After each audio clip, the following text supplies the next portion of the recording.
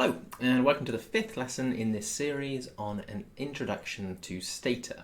Today we're going to be talking about macros, a little bit about scalars, and talking about stored results.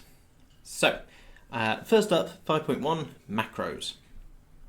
So far we've learnt to view, summarize, and manipulate variables. Macros are kind of a completely distinct concept from variables and observations, and they're incredibly useful to know how to use, not least because we're going to be using them extensively in the next lesson on loops. So a macro in Stata is simply a piece of information. It could be a number, it could be a string, it could be a list of numbers, list of strings, pretty much anything, and it's assigned to a name which you can then reference and use. So when referenced, the contents of the macro are used as if they were the thing that you put into the macro. So if you put a number into a macro, then you can use it in an expression as if it were the number. If you put a variable name in a macro, then you can use it as if it's a variable name. And if you put strings in a macro, you can use it as if they were strings. Now, the term macro has many different meanings in many different contexts. So you might be familiar with a macro in Excel, where it's a set of commands, you press a button and it does lots of things at once. This isn't like that. Similarly, it's not like a keyboard macro where you press a button on a keyboard and then lots of things happen. Not like that. In Stata, a macro is a piece of information tied to a name that you can then reference. Equally, macro in this context has nothing to do with microscopic or macroeconomics or any other use of the word macro. So I'm not entirely certain why they called them macros, but that's what they are now. If you use R, then a macro in Stata is the equivalent of a value in R. So it's a single piece of information or a list. So we're going to cover both local and global macros. The distinction isn't massive. It matters if you're using a do file, but we'll go into that. The biggest difference, if you're not using a do file, is that you reference local and global macros a bit differently. But what is true for local macros will almost universally be true for global macros as well. So, up first is local macros. First, let's load in the dataset from the last lesson. So we've got lesson _ 04 _ your initials, or you can use lesson 5. Either's fine. We're actually not going to be using the dataset extensively in this lesson. We're going to be mostly focused on macros which don't need variables in order to do things. So, how do they work? I'm going to be typing into the command window for, I think, all of this lesson. If you're using a do file, when you're running a local macro, or when you have a local macro in your do file, you need to run it in this same block of code as when you reference it. So local macros will only exist in a do file while the do file is running. After that point, they're deleted and gone from memory forever. So always have your local macro defined in the same block of code that you're running as when you reference it. But if you're using the command window, it doesn't matter. We type a local macro in, and it will persist until we close Stata, same as when we use a dataset. So, syntax and examples. We define a local macro by using the command local. We give the macro a name, in this case A, and we set it to be something. The equal sign is not necessary in many cases. We could say local A3, and it will assign the value of 3 to the local macro A. Or we could say local A equals 3, and it will do the same job. The only time the equal sign particularly matters is when you have an expression. So if we wanted the local macro A to equal 3 times 3, we need an equal sign, and A will become 9. Otherwise, if we didn't have the equal sign, the local macro would take the string value 3 * 3. Maybe getting ahead of ourselves. So local A equals 3. Stata doesn't show any output, but now we have a local macro called A that is currently in memory. We reference it by using a left hand and a right hand single apostrophe either side of the name we just gave the local macro. So this character here, that's the top left key on the keyboard below escape next to a 1, and this is the null apostrophe near the enter key. Press enter. So we've assigned a local macro with a name A, the value of 3, and we've displayed the local macro. And it shows 3, which is good. Macros are not like variables. They won't appear in the variables window. We can't see them if we go to the spreadsheet view. There we are. We can't see them if we go to the spreadsheet view, but we can see them in the same way we see value labels by typing in a command, in this case macro list, and it shows us all the macros that we have in memory. Now, almost everything here is kind of system level information. It shows I'm using Windows 64-bit operating system. I'm using a PC with x86-64 architecture, presumably. It gives us a bit of information about the data set. So these are all macros that Stata has created and kind of put in itself, which are presumably useful to it and presumably useful to some commands that run, and possibly useful for people who know what this is and then want to use it in some way. The only bit here, this could all be different depending on which version of computer system you're using, which version of Stata you're using. The one that we all should have in common is this one down at the bottom, _A with the value of 3. Local macros, when we do macro list, are prefaced with an underscore. We don't need to preface the, when we're using the macro, we don't need to preface it, but when it's listed, it does have the underscore. The remaining variables, the ones at the top, those are all global macros, and we'll come on to those in a bit. The way macros are listed is global macros first, and then local macros, and within those two groups, the topmost macro is the newest, and the bottommost is the oldest macro. So if we were to add more macros, they'd appear above _A if they were local macros. Okay.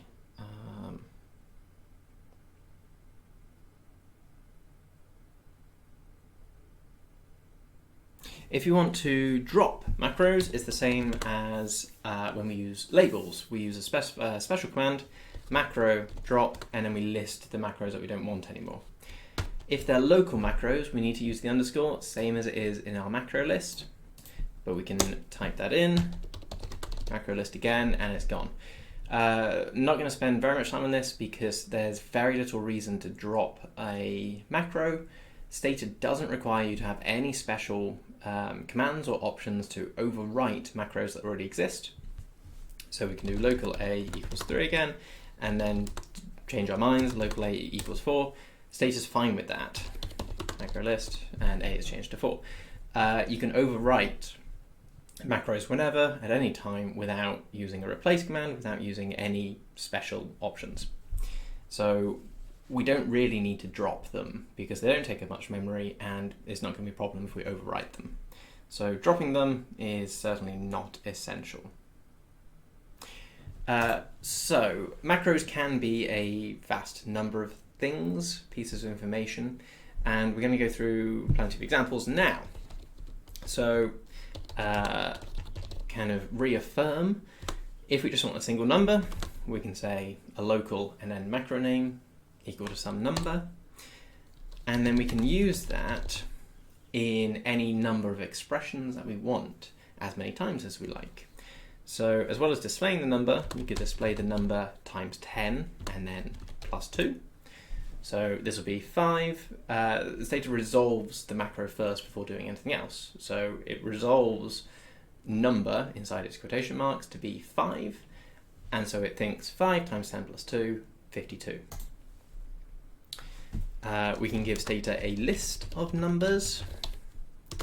1, 2, 3, 4, 5, and then display them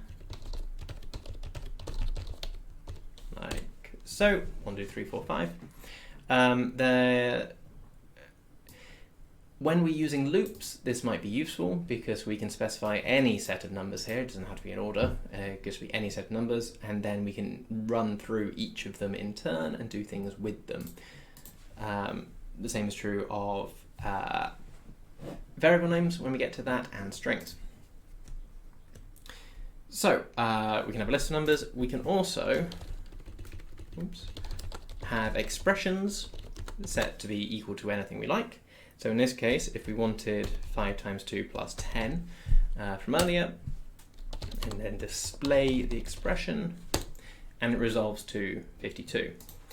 If we did the same without the equals sign, okay, so a bit of debugging there. If we have our local expression, 5 times 2 plus 10 without the equals sign, and then we're trying to display the expression, and we come up with the same number, 52. But we should, there we go. So when we display the expression 5 times 10 plus 2, if we display it without quotation marks, meaning please do 5 times 10 plus 2, and then it resolves the 5 times 10 plus 2 equal to 52. But if we put it in quotation marks, we can see the local macro is actually still 5 times 10 plus 2. It hasn't been resolved to be 52. If we did it with the equal sign, local expression equals 5 times 10 plus 2, and then display the result, display the local macro in quotes, it's resolved to be 52 because the equal sign means create a macro but resolve whatever the expression is beforehand. Whereas without equal sign, it's this is what the macro should be, and then it can either be used as the result of the expression, or it can be used as the string, depending on whether or not you put quotation marks around it. Okay, speaking of strings, we can add in strings to macros. So local string, these names could be anything, they can be whatever you like. I'm just using ones which hopefully are meaningful. So strings, one of the few instances in using Stata when you don't need to put quotation marks around a string is when assigning a string to a local macro. So local string, this is a string, and then we can display it. We put it in quotation marks because Stata tends not to like displaying things that strings that aren't in quotation marks, so that's fine. If we try to do it to display the string without the quotation marks, it comes up with a cryptic error message, this not found. In this case, the this corresponds to the first word of the string that we're trying to show. What it's trying to do is interpret all of these as variable names. So a variable called this, a variable called is, a variable called a variable called string. So when it's saying this not found, it's saying there isn't a variable called this in memory. So when we're creating local macros of strings, quotation marks aren't necessary.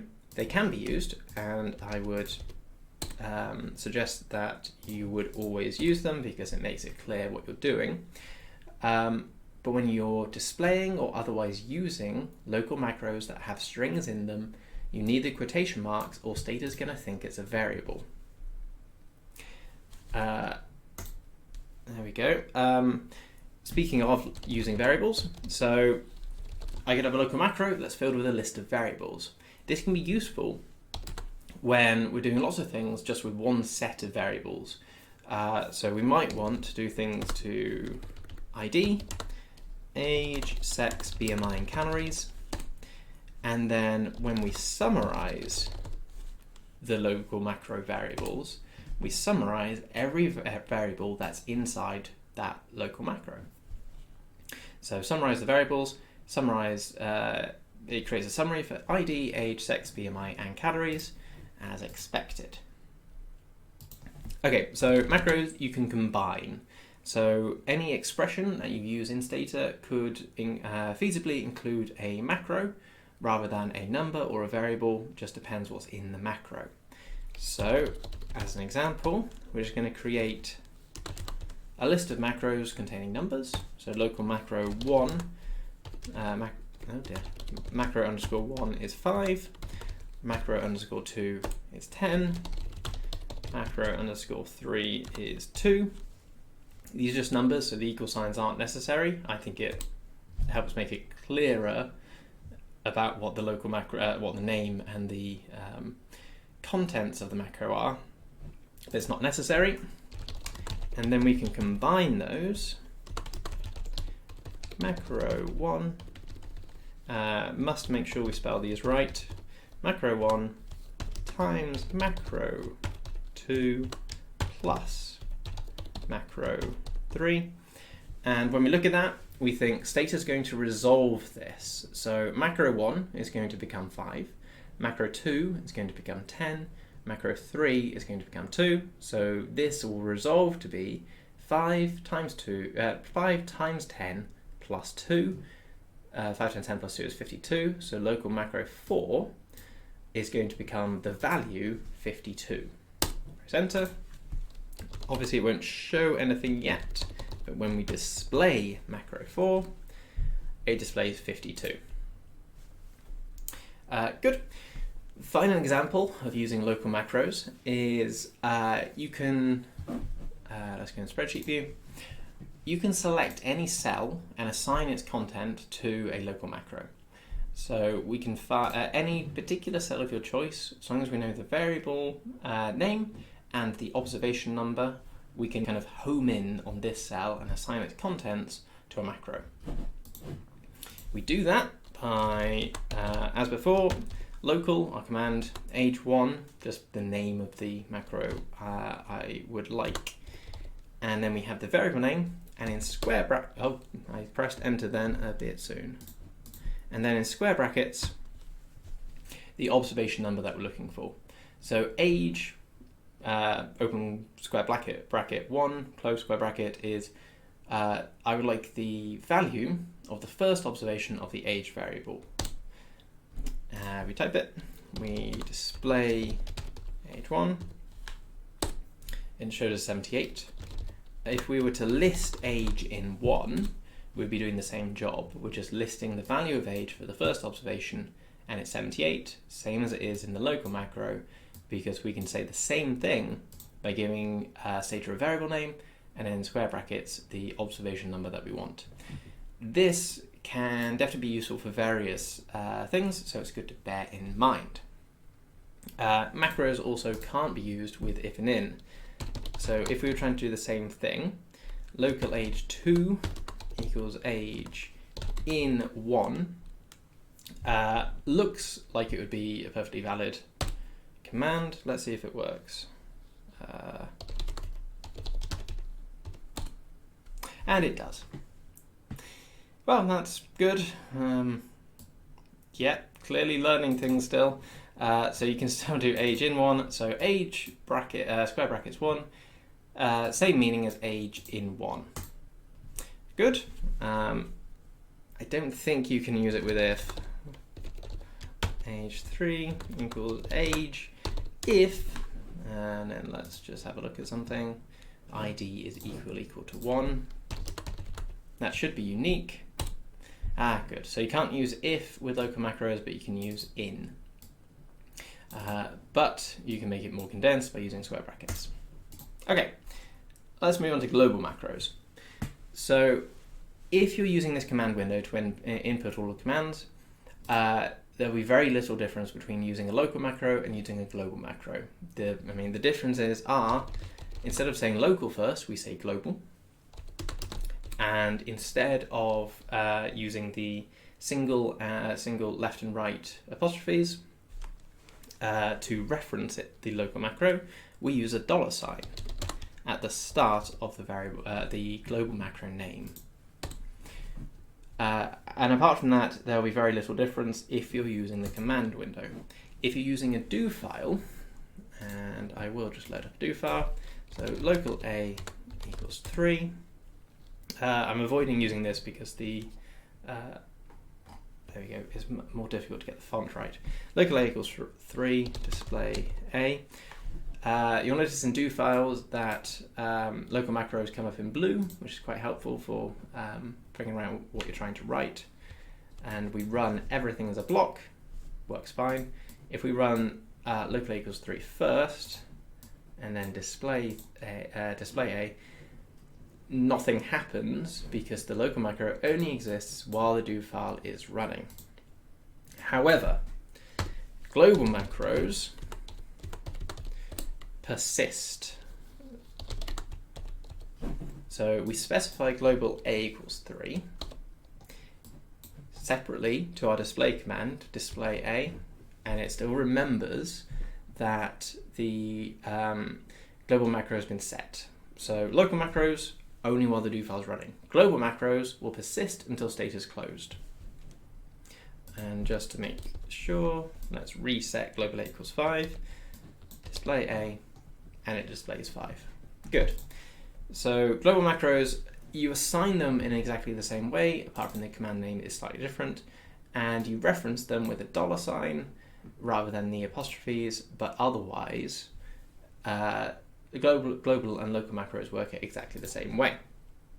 Now, sometimes you might run into an issue where you want a variable name, for instance, to, let's just do an example, global variable, and then we set this to, let's say, age, and then you're referencing the global variable, but you actually have 5 different versions of age for different time points. So you might have age at time 0, age at time 1, age at time 2, and you might have variables that look like age 0, age 1, age 2. So you want to reference age, but you want to reference it for 0, and then 1, and then 2. But there we go. Stata won't understand what you mean if you put the underscore 0 in after the name, so you can you can tell Stata exactly where your global macro name starts and ends by using curly brackets. Very niche bit of information there, but it might come up when you're going through global macros or using loops or something else like that.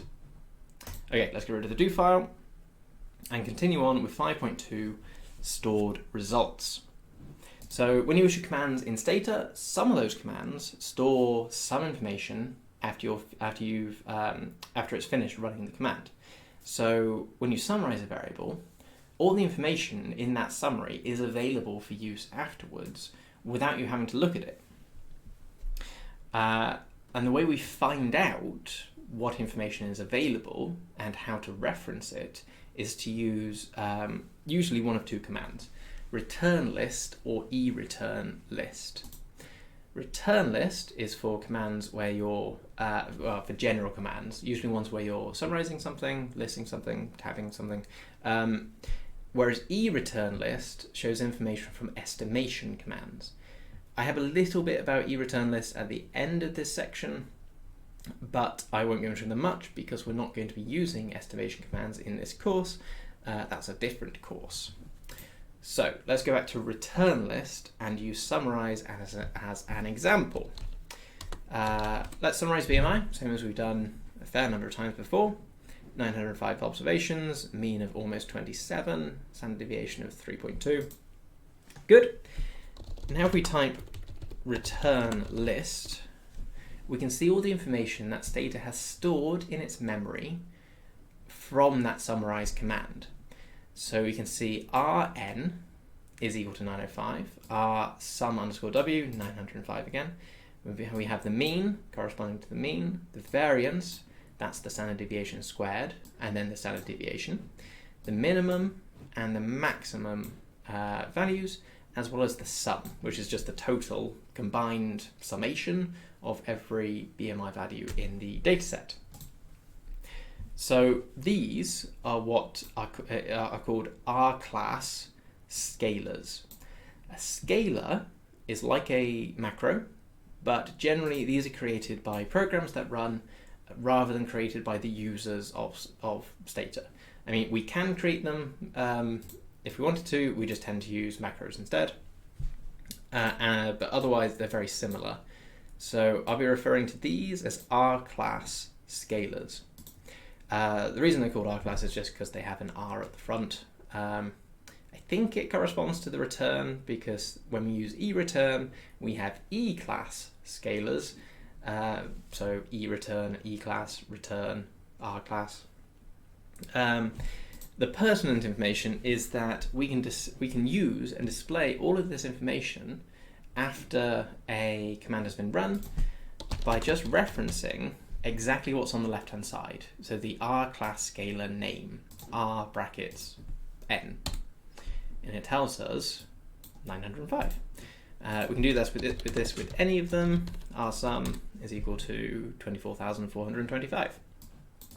It's just truncated the display here. This value is identical between what's written here and what's written here. Is just only displaying that number of significant figures. Okay, so what tends to happen is that we would use these values, we would assign the R-class scalars to local macros, because every time that we run a new command that has this kind of information as part of the command, so if we were to summarize age now, return the list, all of these R-class scalars have changed. So if we want these values, we can assign them to a macro, and then we can use them later for any purpose that we want at our leisure. We can run any number of commands in between, creating the macro and then using it, and it will stay in memory. So we can use these R-class scalars directly, but storing them as macros just is a more permanent solution. Let's sum BMI again. Okay, so if we wanted to store the number of observations, should have an equal sign here. Okay, local n is equal to Rn, so our local macro, which we're calling n, and I'm using in capital here because I'm less concerned about capital letters with macros for whatever reason. Local n equals Rn. Rn will resolve to be 920, we've just summarized BMI, so it will resolve to be 905. We also can take the mean. We can take any of these, but let's just take the number of observations and the mean, local mean, and then we can display something like the number of observations is, and then we can reference the number of observations, the macro n, and the mean is, and we can reference another macro inside the same display command. Mean is mean, enter, and then we'll see the number of observations is, and the local macro n resolves to 905, and the mean is, and the macro mean resolves to 26.989, yada yada yada. Now, if we're remembering back to the last lesson, then we can think we can format this in a better way. So bring that command up again. When you're displaying information like this, you can always stop the string early and then have an expression which will resolve to be whatever it needs to be. In this case, we can use the string function and set the number, the format of the local macro mean to be 9.2f, which, if you remember, is the fixed format with 2 decimal places and up to 9 characters showing at once. And there we go.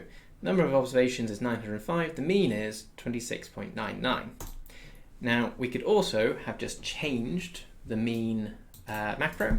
So local mean is equal to, and then we say we want it to be in the string format using the string function, and we want it to 2 decimal places.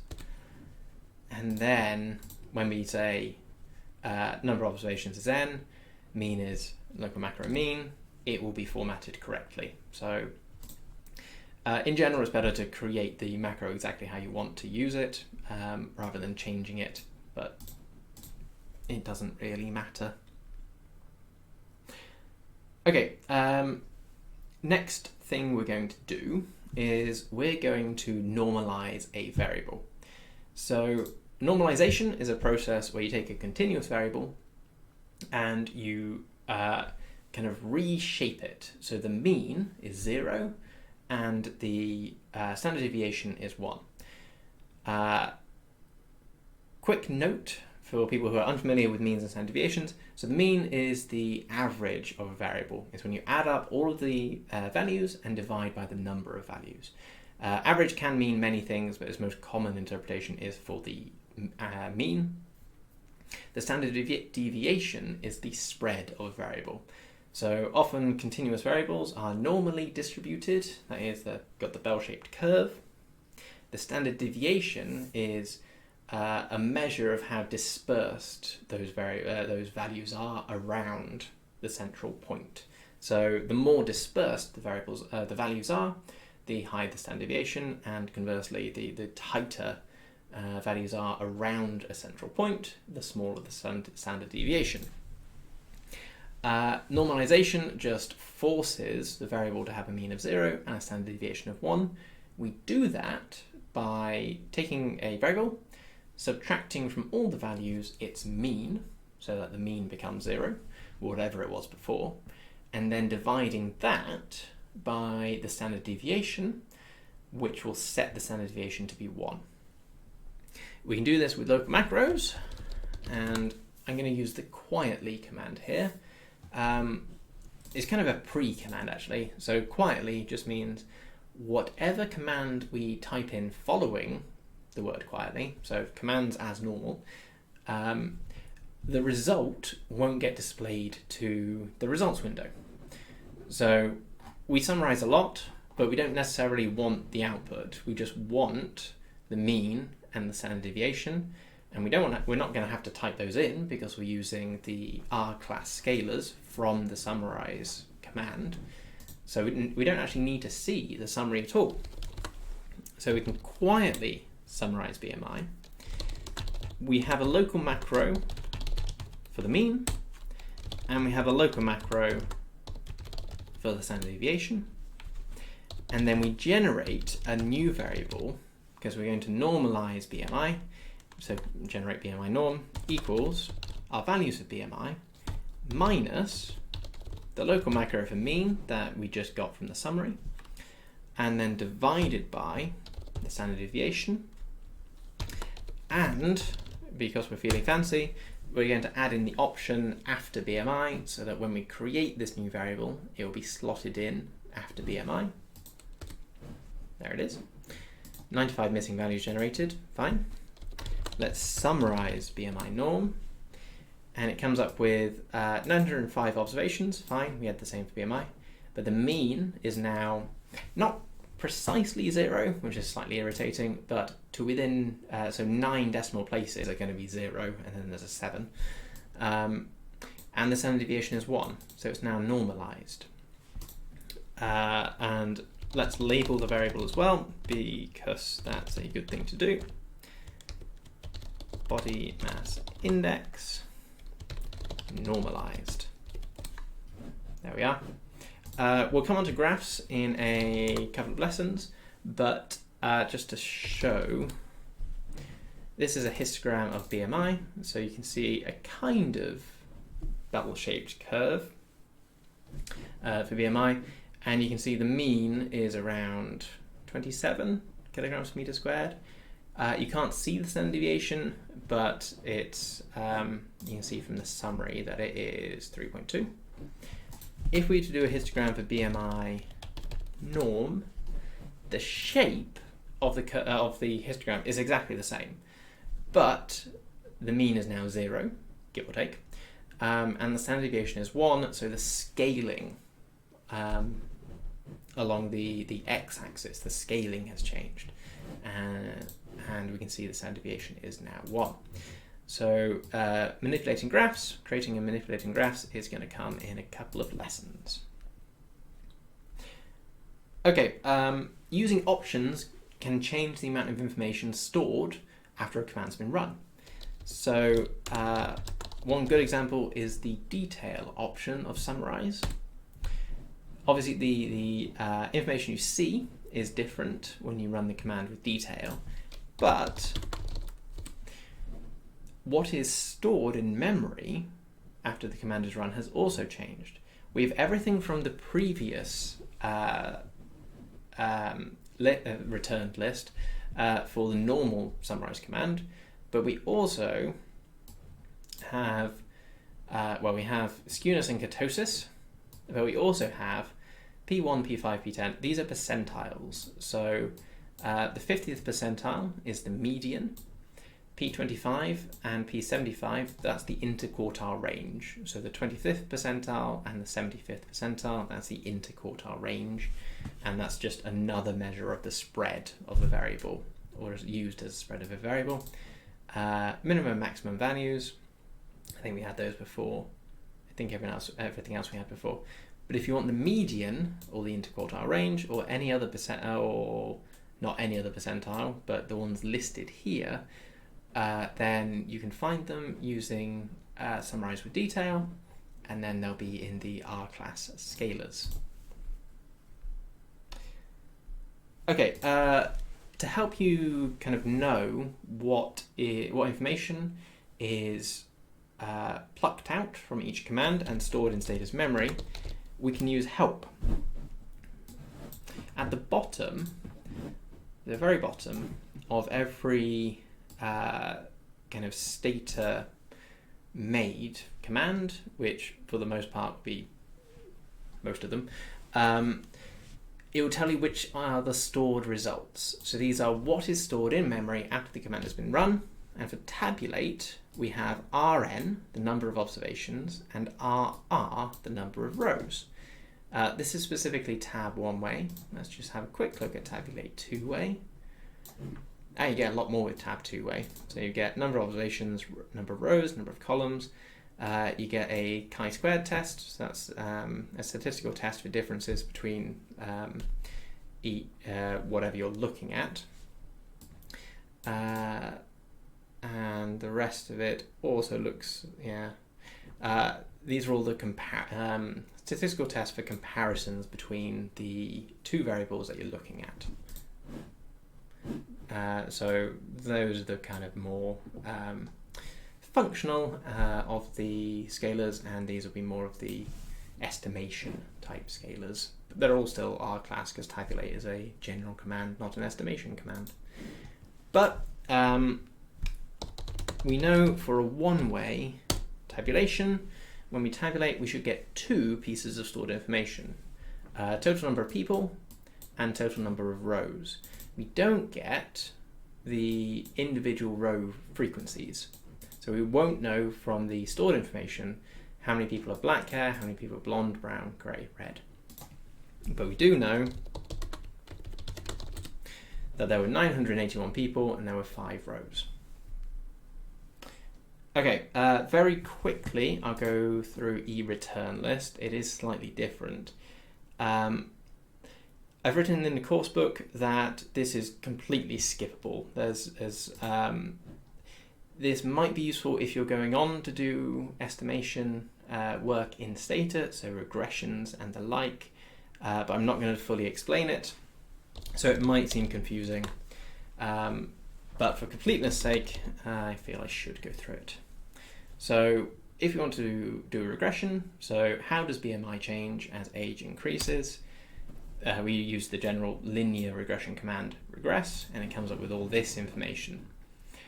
Most of this information is now available in the E-class scalars that we can find by typing eReturn list, and this tells us the scalars. So number of people involved in the command, 831, good. Degrees of freedom for the model is 1. Degrees of freedom, I can't remember what, residual is 829. we get the F statistic, which is here, the R squared statistic, which is here. There's the adjusted R squared statistic there. Root mean squared error, model sum of squares, I think, is that one there. So lots of these general pieces of information are stored here. It shows macros as well, which I confess I've never used, and I don't know how useful this is to other people either, but it's information that you could make use of, possibly. And then we have matrices, and again, I'm not going to go fully into matrices because they are reasonably complicated to use in Stata and of very little use to for an introductory course. But useful to point out, a matrix in Stata is like a small table of information. So a macro is a single piece of information, a matrix is a table of information. So it's made up of lots of different pieces of information arranged in a table type format. It could just be a single column or a single row with lots of pieces of information, or it could be a full, almost spreadsheet type bit of information. The big difference between a matrix and your general data is you don't get any of this extra labeling, you can't format it, and it is a very basic type of information table. Just to show them, we can use the matrix list command. So you can see that the matrices, they don't show the information as it's presented in a scalar, because it's showing instead how many rows and how many columns are in the matrix. So it's a 1 by 2, 1 row, 2 columns matrix. EV is a 2 by 2 table. EB is very useful because it contains the coefficients from your regression. EV is very useful because it contains the variance covariance matrix, from which you can derive the standard errors of your regression coefficients. So matrix list EB, 1 row, 2 columns. It shows us the coefficients for age, 0.0006471, and the constant, 27.04441. Good. Matrix list EV shows the variance covariance matrix. So this is the variance of the coefficient for age. So if you want the standard error, you take the square root of this, or you square that to find the variance. Works either way. And quickly, if you want the square root in Stata, you could do it to the power of half because that's the equivalent of square rooting. But the square root function also exists. So we could say square root, and then copy this, is 0.00628172. Which is very close to this, but there's a bit of a rounding error going on there, which, fair enough, I did just copy and paste it. Okay, that's enough of that technical estimation commands and the eReturn command. So, feel free to move on to exercise 5.3. This is relatively short. Kind of the point of learning about macros kind of as a standalone session is that they're extremely useful for using loops. And loops are loops will take a very long time to go through, and adding macros on top of that feels mean. So we have a nice short lesson here about macros so that you're fully prepared for the loops session, which comes up next time.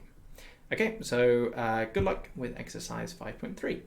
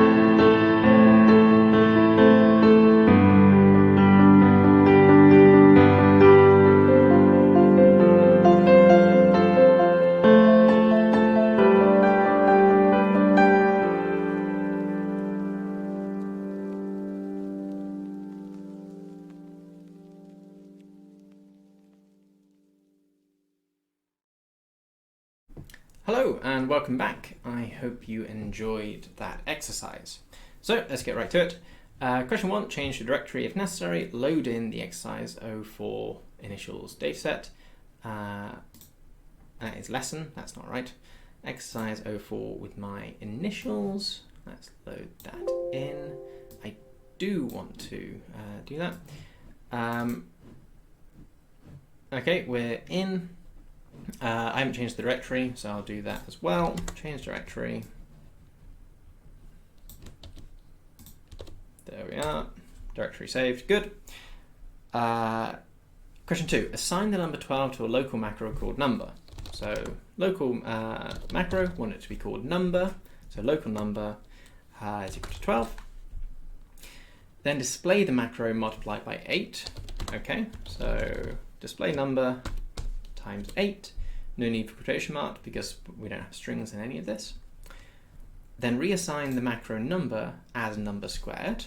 Okay, so local macro number is now equal to number squared. Then display this macro divided by 3. Okay, oh, not local. Display number divided by 3, 48. Good. Finally, divide the macro by 3, add 1, and display the square root of the result. Okay, so local number is equal to number divided by 3, and then add 1. And then we display the square root of number. You can use the square root function to display the square root. Alternatively, you can just do it to the power. 0.5 should work, which is the equivalent of square rooting. Okay, question 3. Take your full name and create local macros for each name, then display your full name using these macros. Okay, so I'm going to call the first part of my name first, and save it as Sean, like so. Oh, I pressed capital. And my last name, I'm going to display, there you go, call it last, and my last name is Harrison, and then display both together. So display first and last. The important part being that they both have, they have to be in quotation marks, or Stata will think they're variable names. There we go. Display first, last from Harrison. You may have had middle names. I don't have middle names. They would slot in the middle here. Now use the same macros to display your full name all in uppercase letters. So if you remember from last time, we can use the upper function. There we are. And you can use it around everything because I want everything in uppercase letters. And it displays everything in uppercase letters. So local macros, fine to go inside functions. Okay, question 4. Create several global macros. So we're going to use the global command now. Today's date stored as a Stata date code, i.e. the number. Okay, so if you remember back, that's using the date function to convert the current date. For me, it is the 7th of March 2021. Oh no. And I have it in date, month, year format. Global date is equal to, there we go. Global date is equal to, and then the function date, which returns the numeric value, or numeric Stata value of today's date, number of days since the 1st of January, 1960. Okay, now we need today's day as day of the week. So global day, today is a Sunday. And then we need today's day as the numeric day of the month, 1st, 2nd, 3rd. So this is the global day of the month, equal to, it is the 7th. Then we have today's month, so global month is March. And then finally, I think, we have today's year. So global year is 2021. This can be in quotation marks or not, it doesn't matter.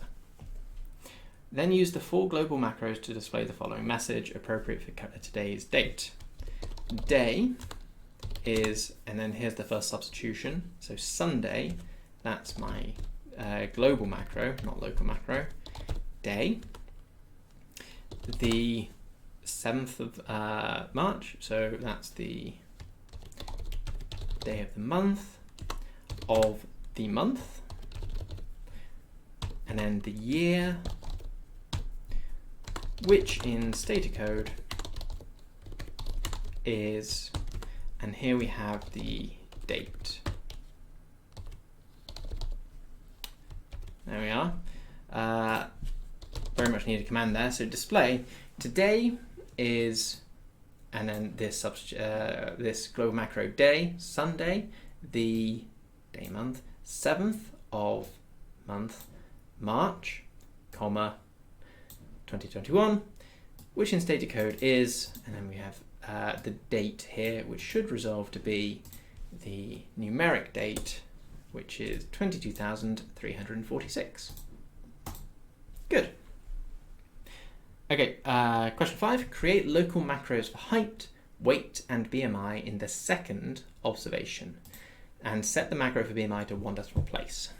So, local height is height, and we want the value of height from the second observation. We could, in fact, look and set it to be 1.66, or we could say height square brackets 2, or as we found out in the lesson, we could say height into. They would all work.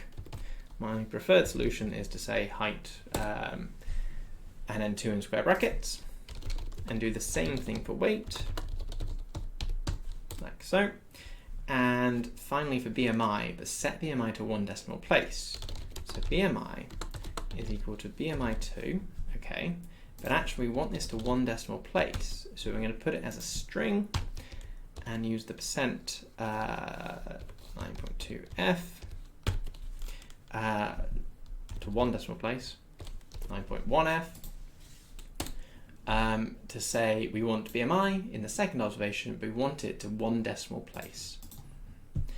Okay, then create a second macro for BMI using the height and weight macros, also to 1 decimal place. So local BMI 2, let's say, is equal to, and we've got our weight in kilograms divided by our height in meters squared. But we also want that to be to 1 decimal place. So again, we're going to whack it in a string function, 9.1f, and then that didn't error, so that's good. Then compare the 2 BMI macros in the same display command. So display BMI from the dataset, let's say, is equal to BMI, and BMI from the macros equals BMI2. BMI from dataset 31.4. Let's just confirm that. BMI 31.4, and it's to 1 decimal place, even though this isn't. And BMI from the macros is also 31.4. Good. Question 6. Quietly summarize weight, then use global macros to record the median and interquartile range, the minimum and maximum values, and display these numbers to 1 decimal place in the same command. Okay, nothing we haven't done before. So quietly summarize weight. Quietly can be shortened to qui. And let's actually add in the summarize command there. There we go. Qui sum weight. Quietly summarize the weight. So now we don't have to do this, but let's return the list. We don't have the median and the interquartile range. So let's try this again with the option detail, and then again return the list, and there is all the information we need. 50th percentile is the median, 25th and 75th are the interquartile range. We also have the minimum and maximum values. So it's just a series of commands now. First we want global macros. Global, let's say the median comes first. is equal to rp50 because we're using the R class scalar p50, but we want it to 1 decimal place, so we're going to put it in a string percent 9.1f. There we are. So this should now be, let's just check,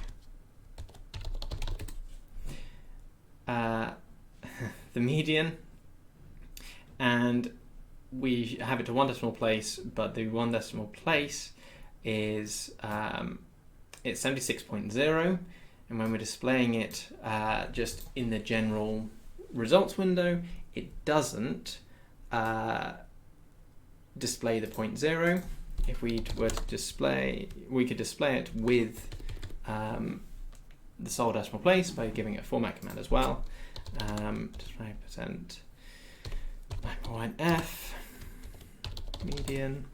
It will display it for us. But let's continue. So we have our global median. Let's get our lower interquartile. Just going to call it lower, which is the 25th percentile. We have our upper, which is the 75th percentile. And then we also want the minimum, which is our min, and our maximum, which is our max. So we've got 5 new global macros, and then we need to display these numbers to 1 decimal place. So display median equal interquartile range is equal to, and then we have our global macros, median, and then in brackets I'm going to put the lower and the upper global macros, and then we have minimum equals min, maximum equals max. And there we have it. Median interquartile range equals 76.0, so that is 1 decimal place, good.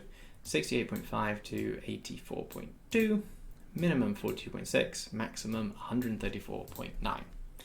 Good. Question 7. Create a normalized version of height, label it, and order it after height. Summarize the new variable to ensure it's normalized. Okay. So first thing I'm going to do is I'm just going to sum height. I can do it quietly or not. It doesn't matter. And then I'm going to generate a new variable called height norm, which is equal to height minus, and we could either just use the R class variables, or we could set up local macros. It's not specified in the question, so I'm just going to do it like this for now. Divided by RSD, and I'm going to put it after height. So height minus its own mean to make the mean 0, and then divide it all by the standard deviation to make the standard deviation 1. 99 missing values generated. That brings us up from 1,401 to 1,500. Good. And then I need to label it. Label variable height norm, height normalized, like so. And then summarize it. I can summarize them both actually. There we go. So height, our mean has gone from 1.68 to very, very small, 0.000000001 possibly, and standard deviation from 0.08 to 1. The minimum and maximum values have also changed appropriately. Okay, and then finally just save the modified dataset, calling it exercise 05, your initials. That's all done. Right, thank you very much. I hope you enjoyed that, and see you again in lesson 6 for loops.